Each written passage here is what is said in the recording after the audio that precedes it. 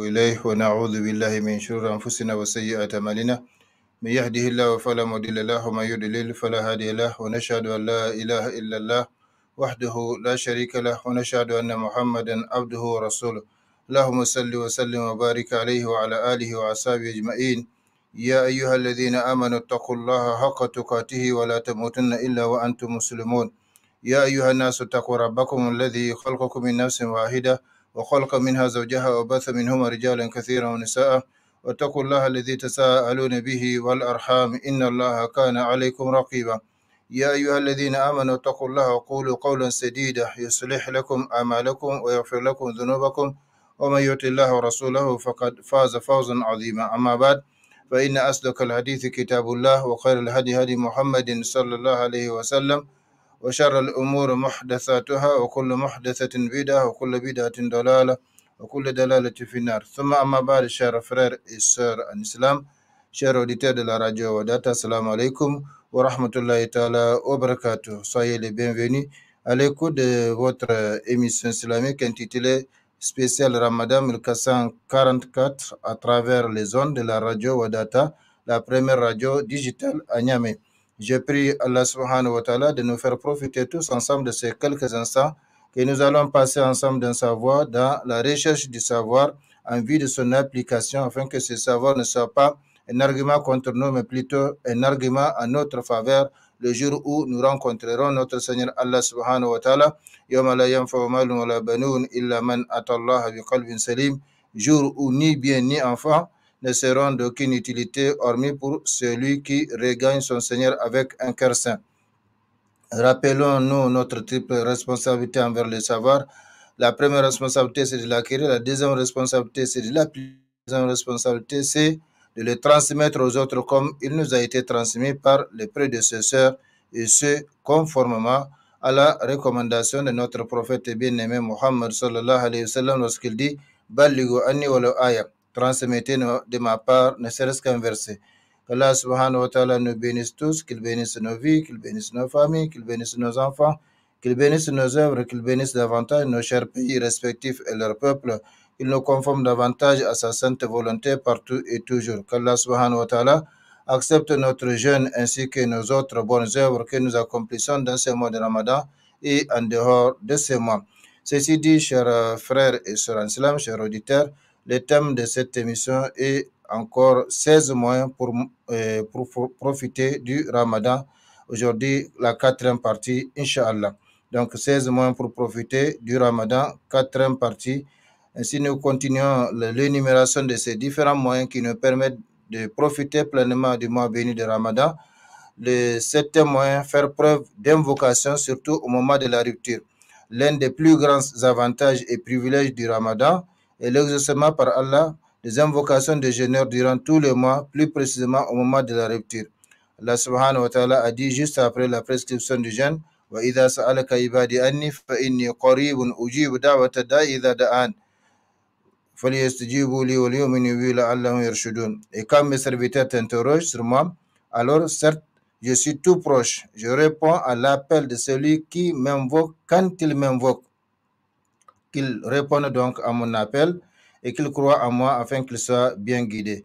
Donc, vous voyez, chers frères et sœurs en islam, le mois de Ramadan, c'est le mois par excellence pour s'adresser à Allah subhanahu wa ta'ala et lui demander tout ce dont on a besoin ici-bas et dans l'au-delà. Allah subhanahu wa ta'ala, celui qui détient les trésors des cieux et de la terre, celui qui détient tout ce que nous cherchons ici-bas et dans l'au-delà. Par conséquent, tout ce que nous pouvons chercher à avoir, eh bien nous pouvons, tout ce que nous voulons avoir dans ce monde ou dans l'au-delà, nous pouvons les chercher auprès de lui subhanahu wa ta'ala, comme il l'a dit dans un autre verset, votre Seigneur a dit, invoquez-moi, je vous exaucerai. Donc ici, juste après la prescription du jeûne, pour montrer que les serviteurs en question, c'est avant tout les jeûneurs, mais le verset est bien sûr général. Allah subhanahu wa ta'ala dit, wa idha sa'alaka ibadi, et quand mes serviteurs t'interrogent sur moi. Alors, la réponse d'Allah subhanahu wa ta'ala, dans la plupart des cas, yas'alunaka an kadha wa kadha, la réponse d'Allah subhanahu wa ta'ala vient sous la forme de Qul kadha wa kadha, dit telle ou telle chose. Sauf ici, Allah subhanahu wa ta'ala n'a pas chargé le prophète sallallahu alayhi wa sallam de transmettre la réponse. Il a donné la réponse directement pour nous montrer qu'en matière d'invocation, il n'y a pas d'intermédiaire. En matière d'adoration, il n'y a pas d'intermédiaire entre notre Seigneur et nous. Et ça, c'est une faveur accordée à la communauté de Mohammed sallallahu alayhi wa sallam, le fait que chaque serviteur, chaque musulman a la possibilité de s'adresser à Allah subhanahu wa ta'ala. On n'a pas besoin de passer par X, par Y, par Z, par ceci, par cela.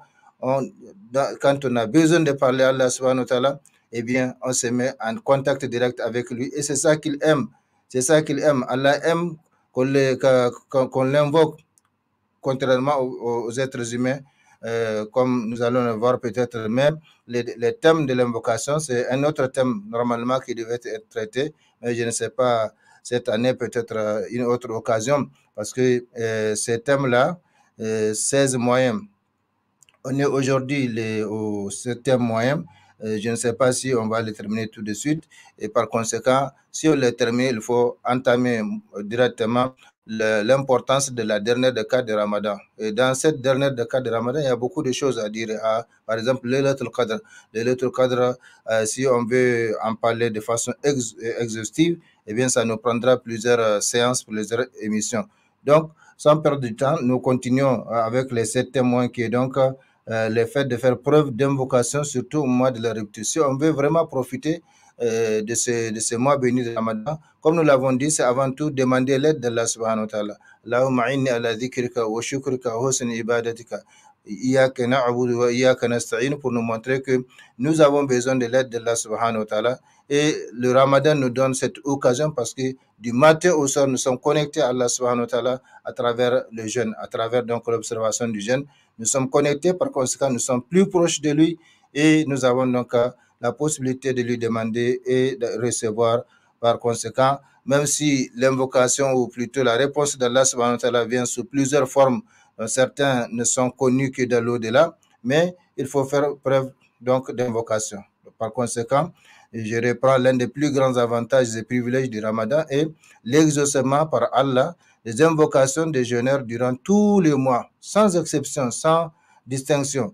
Plus précisément, au moment de la rupture, Allah subhanahu wa ta'ala a dit juste après donc, la prescription du jeûne, et quand mes serviteurs t'interrogent sur moi, alors certes, je suis tout proche.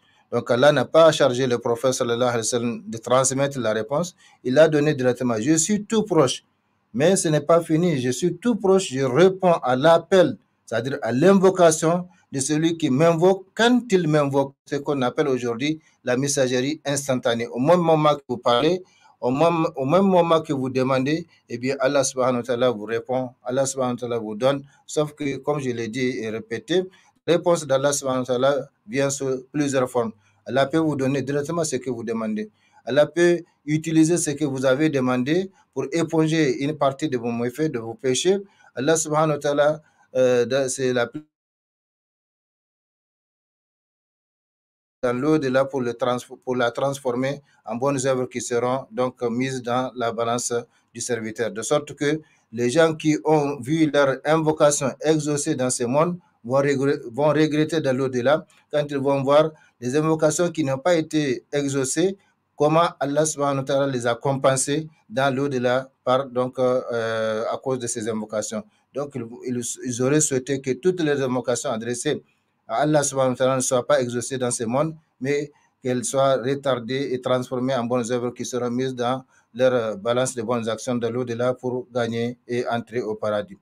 Mais cela ne nous empêche pas de toujours invoquer Allah subhanahu wa ta'ala comme il l'a recommandé, c'est une obligation. Votre Seigneur a dit, donc c'est un ordre, c'est un impératif. Nous devons donc l'invoquer parce que nous n'avons pas d'autres divinités à adorer, nous n'avons pas d'autres divinités à invoquer à part lui subhanahu wa ta'ala. Et ce qu'il nous donne, eh bien personne ne peut nous l'empêcher. Et ce qu'il nous empêche, personne ne peut nous le donner.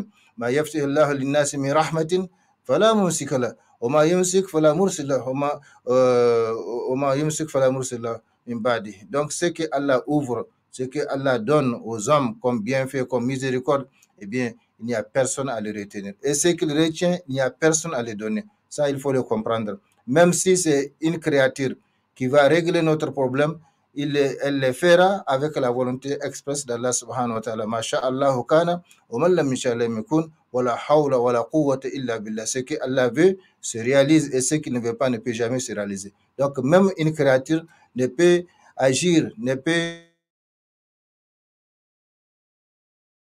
C'est pourquoi il faut se tourner d'abord vers Allah subhanahu wa ta'ala et se confier à lui laisser notre affaire, notre problème, et c'est à lui de savoir comment donc nous apporter le secours par le biais de par le biais de ses serviteurs, par n'importe quel serviteur, celui que nous connaissons, celui que nous ignorons, Allah subhanahu wa ta'ala a pouvoir sur toutes choses. Donc quand mes serviteurs t'interrogent sur moi, alors certes je suis tout proche.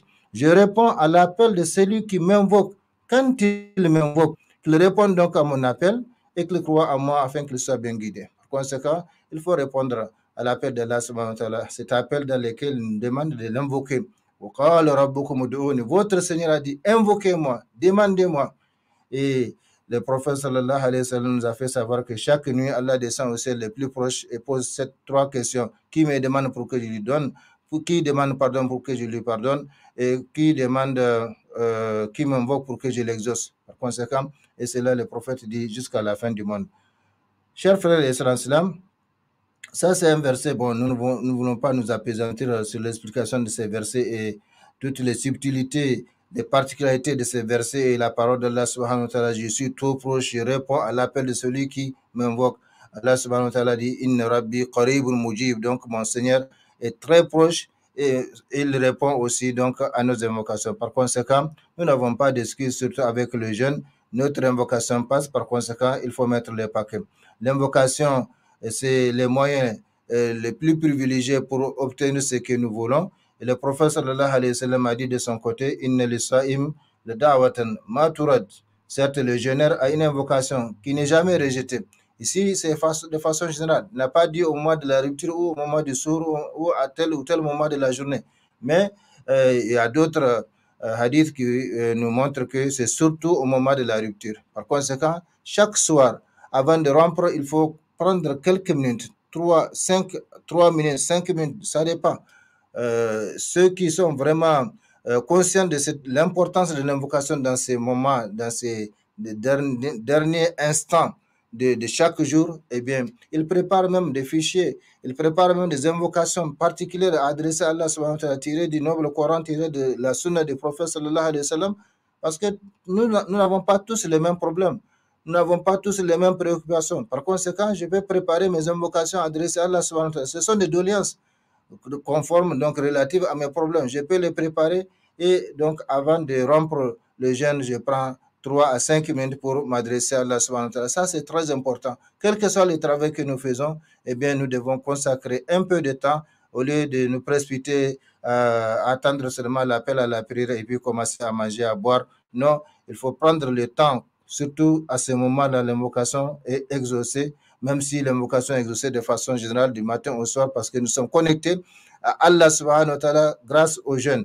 Donc ici, le prophète dit, Inna lisa'im da'watan ma turad. Certes, le jeûneur a une invocation qui n'est jamais rejetée. Et dans un autre hadith, Thalathu da'watin mustajabat, da'watu sa'im, wa da'watul mazlum, wa da'watul musafir. Donc vous voyez, Trois invocations, dit le prophète sallallahu alayhi wa sallam, sont exaucées, sont répondues par Allah subhanahu wa ta'ala. Celle du jeûneur, celle de l'opprimé, donc celui à qui on a fait de l'injustice, et celle du voyageur. Le voyageur pour un voyage licite et donc conforme aux prescriptions de l'islam, celui-là, s'il invoque Allah subhanahu wa ta'ala, son invocation est exaucée. C'est pourquoi les compagnons, quand l'un d'entre eux voyage, eh bien les autres lui demandent d'invoquer à leur faveur. Il y a même certains, quand ils ont des problèmes, qu'est-ce qu'ils font? Ils voyagent. Ils voyagent, par exemple, de Niamey à Zender. Et au cours de ces voyages-là, ils profitent pour invoquer Allah subhanahu wa ta'ala parce que l'invocation du voyageur est exaucée. Et l'invocation de l'opprimé, c'est celui à qui on a fait de l'injustice. Ça, Allah subhanahu wa ta'ala a pris l'engagement sur lui-même de répondre à l'invocation de l'opprimé, celui à qui on a fait de l'injustice. Il dit même ça après. Et le prophète dit, il n'y a aucune barrière entre l'invocation de l'opprimé et Allah subhanahu wa ta'ala. C'est-à-dire que celui à qui on a fait de l'injustice, s'il savait, il n'allait même pas chercher à se faire justice, à en insultant l'autre ou en faisant telle ou telle chose. Il va tout simplement s'adresser à Allah subhanahu wa ta'ala et son invocation exaucée. Et par conséquent, l'injuste qui lui a fait du mal recevra la réponse d'Allah subhanahu wa ta'ala. L'invocation du jeûneur.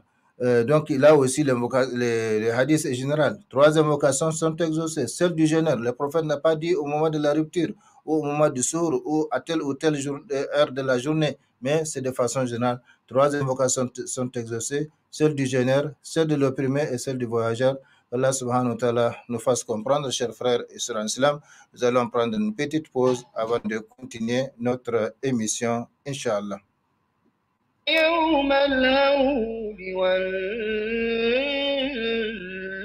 والكمد إني أحبك يا شهر الصيام إني أحبك يا شهر الصيام بلا غش فأهلا وترحيبا. Chers frères et sœurs en islam, chers auditeurs de la radio Wadata, vous suivez l'islam, donc vous suivez votre émission islamique intitulée Spécial Ramadan 1444. Le thème de notre émission est donc 16 moyens pour profiter du Ramadan. Nous sommes dans le 7e moyen pour invoquer Allah subhanahu wa ta'ala, pour lui demander tout ce dont nous avons besoin concernant les affaires de ces bas mondes, concernant les affaires de l'au-delà, comme le prophète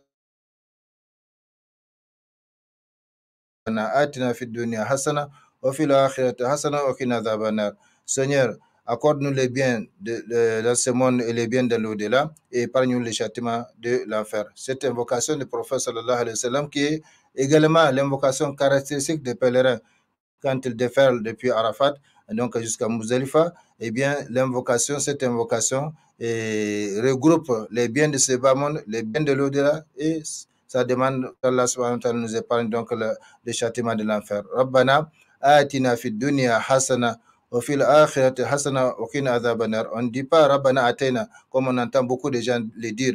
Rabbana atina, ça a un autre sens. C'est Rabbana atina, donc c'est le verbe ata, yuti, ati, qui est donc l'impératif, l'ordre.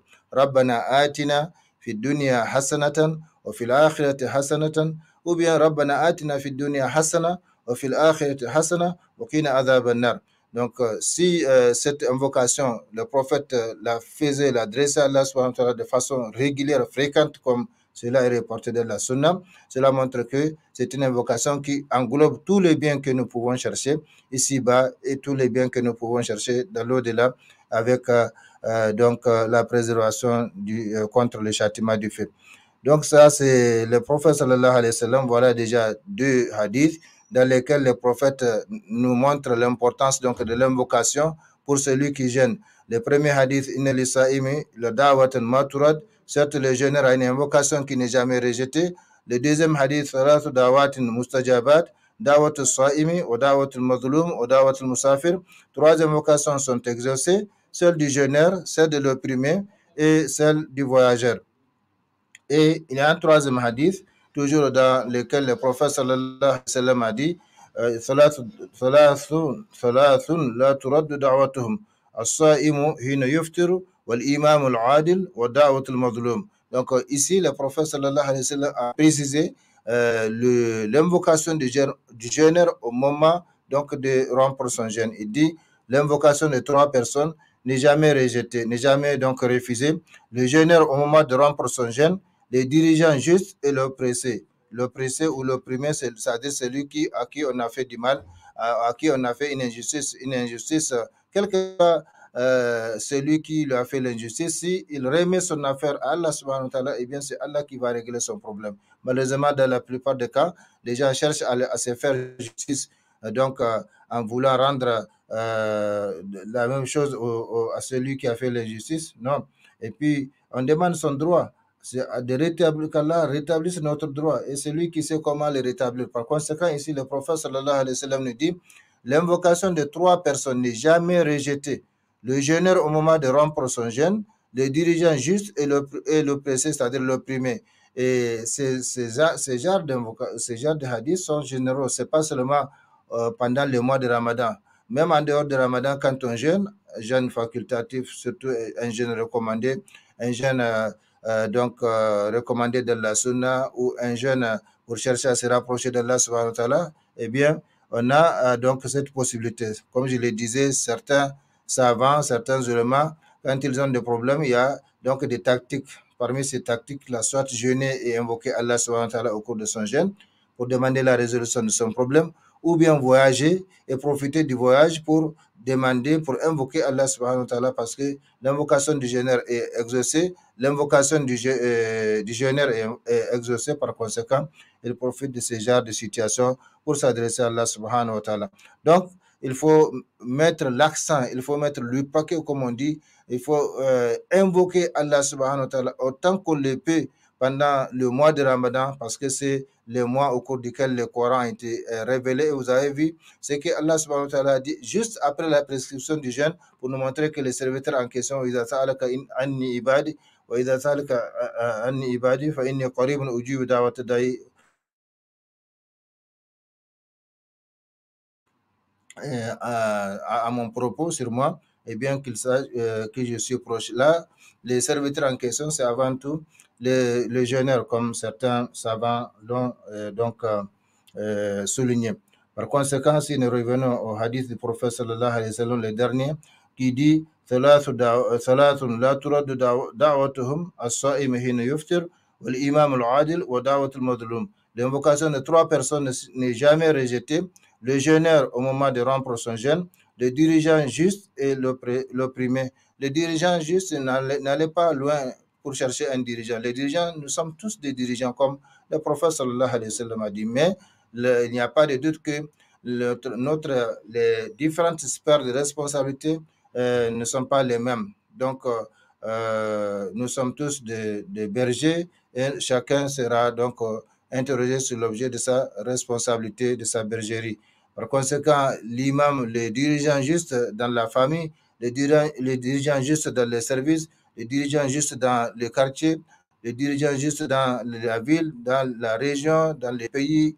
Donc, celui qui, en tout cas, dirige les autres de façon générale ou de façon particulière, eh bien, quand il est juste dans ce qu'il fait, dans ses actions, dans ses pratiques, dans ses comportements, eh bien, son invocation est exaucée. Son invocation est exaucée surtout en faveur de ceux qu'il dirige. Par conséquent, le prophète sallallahu alayhi wa sallam nous a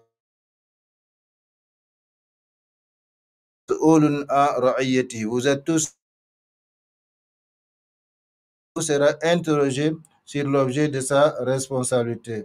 Par conséquent, il faut saisir l'occasion, chers frères et sœurs en islam, il faut saisir l'occasion pour implorer Allah et lui demander tout ce que l'on veut parmi les biens de ce monde et ceux de l'au-delà, sachant que nul ne périra avec l'invocation et rien ne prolonge la vie comme l'invocation.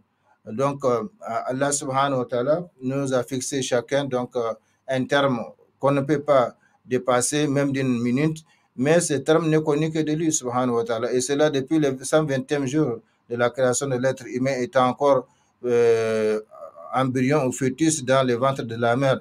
Allah subhanahu wa ta'ala envoie un ange pour inscrire 4 choses, et parmi ces 4 choses, les termes de la vie, c'est-à-dire combien d'années la personne va passer sur la terre, donc la validité de sa vie, on ne dépassera pas cela. Mais n'empêche, le prophète sallallahu alayhi wa sallam nous a fait savoir que rien ne prolonge la vie, si ce n'est les bonnes œuvres également l'invocation, parce que l'invocation, elle aussi fait partie du destin, parce que de toutes les façons, ce que Allah nous a prévu comme nombre d'années à vivre sur cette terre, eh bien, il n'y a que lui qui connaît cela. Mais cela n'empêche pas donc de l'invoquer. Le prophète sallallahu alayhi wa sallam a bien dit, عن سلمان رضي الله عنه قال قال رسول الله صلى الله عليه وسلم لا يرد القضاء إلا الدعاء ولا يزيد في العمر إلا البر رواه الترمذي والحاكم وصححه. Donc rien n'empêche, dit le prophète sallallahu alayhi wa sallam, le destin de se réaliser si ce n'est l'invocation, et rien ne prolonge la vie si ce n'est les bonnes œuvres, rapportées par At-Tirmidhi et Al-Hakim, et ces derniers donc la traité d'authentique, c'est-à-dire les hadiths du prophète, de ces hadiths-là du prophète sallallahu alayhi wa sallam. Donc, rien n'empêche le dessein de se réaliser si ce n'est l'invocation. Parce que de toutes les façons, comme je l'ai dit, l'invocation, c'est déjà, ça fait partie déjà de notre destin. Le fait donc de pouvoir parler à Allah subhanahu wa ta'ala et de lui demander certaines choses, eh bien, c'est une chance. C'est une chance, c'est pas donné à n'importe qui. Dans le temps, c'était les prophètes, les messagers qui s'adressaient à Allah subhanahu wa ta'ala, donc à Dieu directement, mais avec la communauté de Mohammed sallallahu alayhi wa sallam, chaque serviteur, chaque musulman a la possibilité de s'adresser à Allah subhanahu wa ta'ala. Il suffit de lever ses mains et d'invoquer, même si l'invocation a une procédure, bien sûr, comme toute demande, même entre nos créatures, les demandes, quand il s'agit de demandes de certains degrés d'importance, eh bien, il y a une forme, il y a un fond qu'il faut respecter pour que ça soit donc susceptible d'être exaucé. De la même façon, l'invocation a une procédure, l'invocation a des conditions, l'invocation a des actes qui l'empêchent d'être exaucé, mais comme je l'ai dit, ici nous frôlons seulement les différents moyens là. Et ici, il s'agit du septième moyen qui est l'invocation qui nous permet donc de profiter pleinement du mois béni de Ramadan. Chers frères et sœurs, c'est hadith du prophète sallallahu alayhi wa sallam, rien n'empêche les destins de se réaliser si ce n'est l'invocation. Les bonnes œuvres, c'est un hadith qui montre que la vie de l'homme peut être prolongée grâce aux bonnes actions, comme elle peut être diminuée par les mauvaises actions, qu'Allah subhanahu wa ta'ala nous fasse comprendre. Donc, chers frères et sœurs, juste un instant, donc nous allons continuer notre émission. رحيبا بلا عدد ذا توبة فيك أيضا ماضيا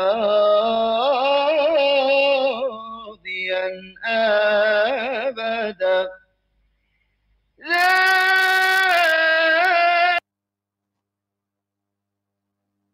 Sallallahu alayhi wa sallam, rien n'empêche le dessein de se réaliser si ce n'est l'invocation, et rien ne prolonge la vie si ce n'est les bonnes œuvres. Ce hadith montre que la vie de l'homme peut être prolongée grâce aux bonnes actions, comme elle peut être diminuée par les mauvaises actions.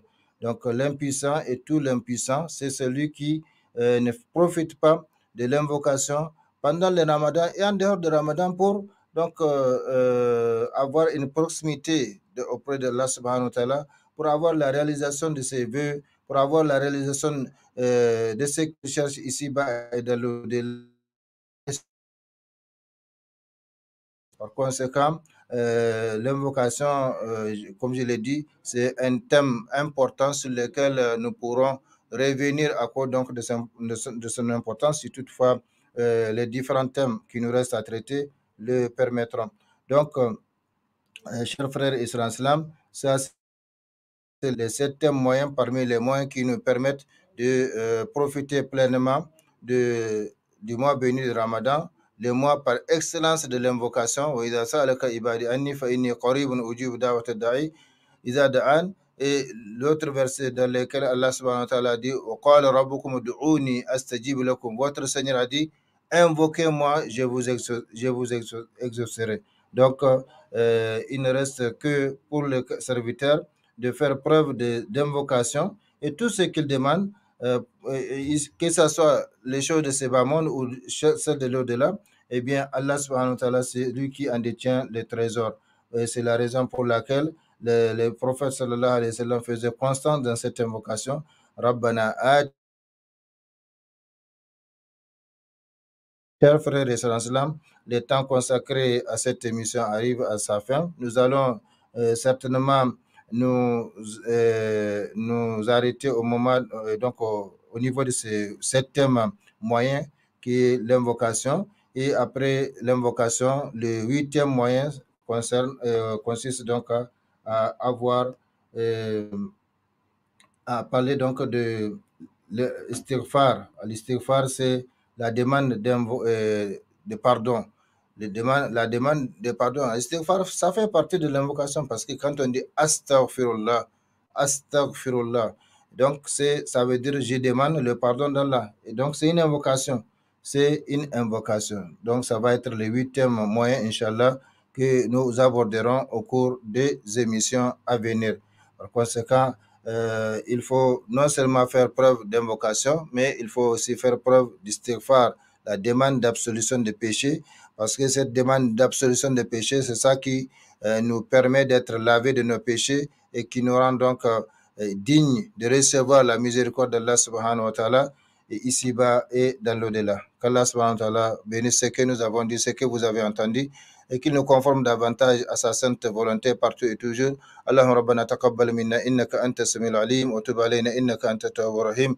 Allahumma izz al-islam wal muslimin fi kulli makan wa fiqna da'iman lima tuhibbu wa tarda min al-aqwal wal af'al wal ahwal bi rahmatika ya arhamar rahimin.